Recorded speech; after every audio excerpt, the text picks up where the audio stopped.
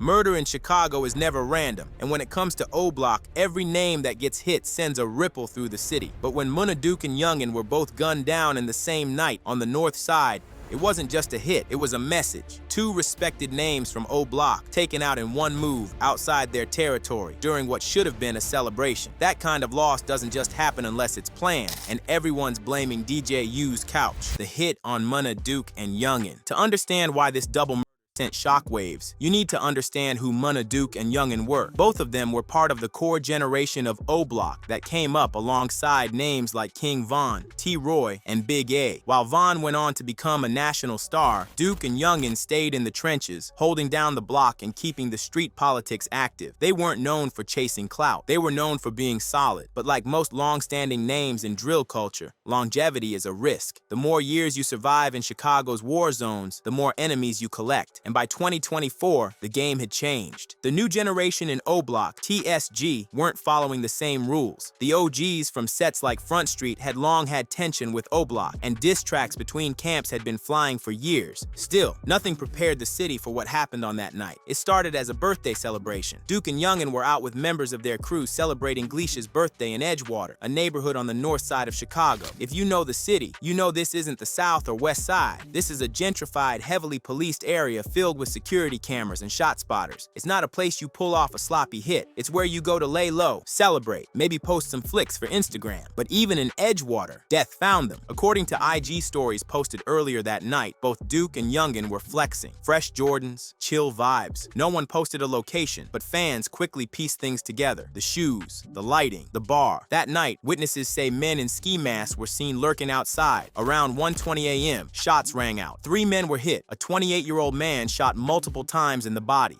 dead at the hospital. A 31-year-old hit in the chest, also pronounced dead. A third man survived after being hit in the back. It didn't take long for the blogs to confirm Munna, Duke, and Youngin were gone. Videos surfaced the same night, showing chaos outside the bar. Clubgoers scrambling, one of the victims on the ground. Fans matched the Jordans in the footage to the ones Youngin had posted earlier. It was him. People who knew Duke confirmed it too. The footage didn't lie, and the questions came fast. How did two known O Block figures get caught like that? In Edgewater, on camera, in a high-risk location. A witness even shared what she saw that day, thanking God for protecting my baby and her friends last night. They were at this bar and had just got to their vehicle, stating that they saw the gunman just pacing around outside of the bar with the ski mask on. I asked her, why didn't y'all just leave when y'all saw that? She said, Mom, I didn't think anything of it because there were men inside of the bar with ski masks on too. Like, who TF allows that? I said, make that your last time going to that bar, cause WTF. So the guys walk out. The gunman starts shooting them. The boy is running towards my daughter's friend car. One of the bullets hit the car. None of them were hurt by the grace of God, and then one of them collapsed right in front of her vehicle and dies. The answer came just as fast. Back door. This wasn't a random hit. The timing, the accuracy, the execution, it felt personal. Whoever did it knew exactly where they were, what they were wearing, and when they'd be stepping out. The ops didn't guess. They planned. Some speculated it came from Front Street. Others pointed fingers at internal beefs inside O Block. But one thing everyone agreed on. This was a calculated move. What made it worse was what came next. Within hours, members of Front Street began posting online. They showed off blood-stained O Block chains, claimed bodies, and mocked the dead. The disrespect was instant. Fans on Reddit were very vocal. Some thought that Front Street brought a fake O Block chain to chase clout. When a user commented, you can order them online, probably a Temu chain, or some every popular chain got a fake version. One user said, there's a lot of people with a fake-ass O Block chain in Chicago. They probably robbed a fan wearing a O chain. What hit people hardest was that Duke and Youngin weren't moving like crash outs. They weren't going live with switches or flashing burners in every post. They had survived for years in the city where most don't make it to 25. They had laid low, moved smart, and still got hit. That sent a message. Nobody's untouchable. And that's why people believe it was a setup. Even drill fans noticed how quiet things had been between Front Street and O Block before this. There had been shots in songs, maybe a few indirect jabs, but nothing direct. After this murder, all that changed. The war that used to be whispers became loud. Blogs picked it up, YouTubers broke it down, and fans started pulling up old IG lives, trying to find the moment the beef sparked back up. But here's the truth, there's no single moment. This beef had been simmering. Front Street and O Block used to be tight, but in Chicago, even allies can flip. And when old beef mixes with new opportunity, anything can happen. People forget how small the city is. Everybody knows somebody. Everybody's got a cousin on the other side. One wrong move, one wrong post, and your location is sold. And when it comes to sliding, the north side isn't safe either. Everyone talks about south side and west side drills, but what made this one so different was the location. The city protects the north side. Cameras are everywhere. Shot spotters activate the moment a gun goes off. Cops respond fast. You don't go up there and shoot unless you've made peace with doing time, or unless you think the hit is worth the risk. So the question becomes, who wanted Munna Duke and Youngin gone that bad? The aftermath only fueled the theories. Within 48 hours, drill pages were reporting that the hit had ties to earlier retaliation. Some said it was connected to GME. Others said it was related to Youngin's past involvement in old O-Block beefs. Even though neither Duke nor Youngin were as active online as other members, they carried weight. Their deaths weren't just emotional losses, they were strategic.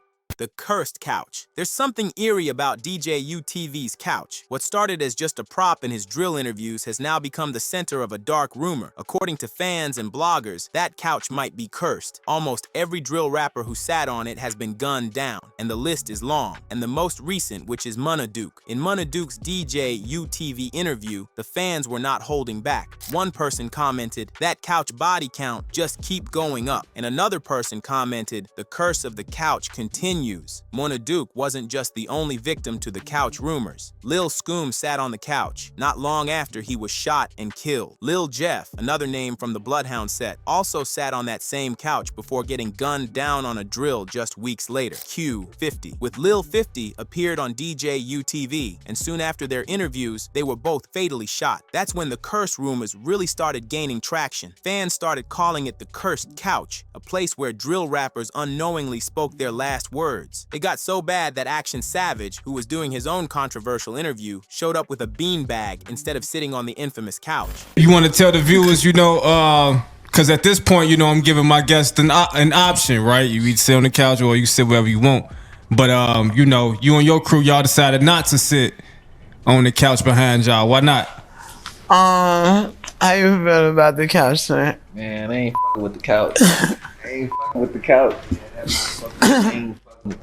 I really fuck with the legendary couch. It's just like, it's cool and all, but yeah, it's like, see, I don't know, like I really would sit on the couch. It just, see, it be so much weird superstitious shit going on, and then it's like I'm the type of people, like, people throw weird ass energy my way all day, and I already go through a lot of shit, so I just don't be needing that shit. So I'm like, all right, I'll sit right here. So if whatever go down with the bean bags, then it's the bean bags, but it's me. You see what I'm saying? Like, I don't blame the couch. You see what I'm saying? Yeah. Like, I don't blame the couch. Like, when Action Savage pulled up to DJ UTV, fans instantly noticed something was different. He didn't sit on the infamous couch. Instead, he brought his own seat, a move that didn't go unnoticed by the drill community. YouTube comments started flooding in, calling it out right away. One read, "Peep it, they not sitting exactly on a couch and Savage got his own seat, lol." Another said, "Peep how they ain't sit on the couch, shit cursed." One of the most liked comments on the thread simply read, "They said, nope, I'm not sitting on that couch." It was straight to the point. Fans knew what time it was. Action Savage avoiding the couch wasn't just a casual decision. It was seen as self-preservation. Even 607 Unk pulled up with holy water and blessed the couch on camera, trying to break the curse. He called it spiritual warfare and said too many young lives were being lost for it to be coincidence.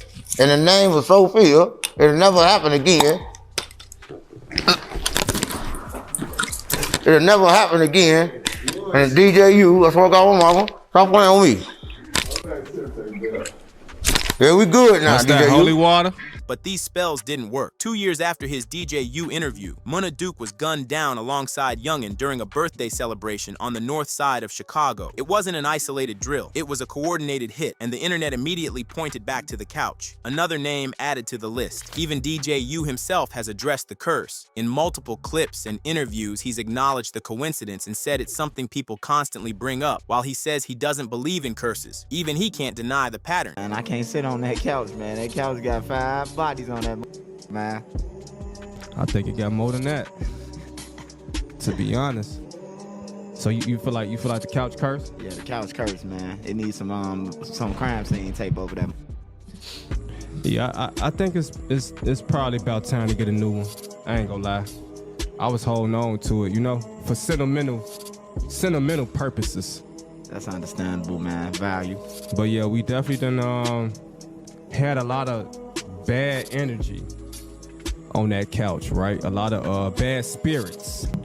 sniffing pills and bitches giving head and people 24 laters after they get off the couch. I'm like, damn, like what's really going on? So I've been asking myself, what's really going on?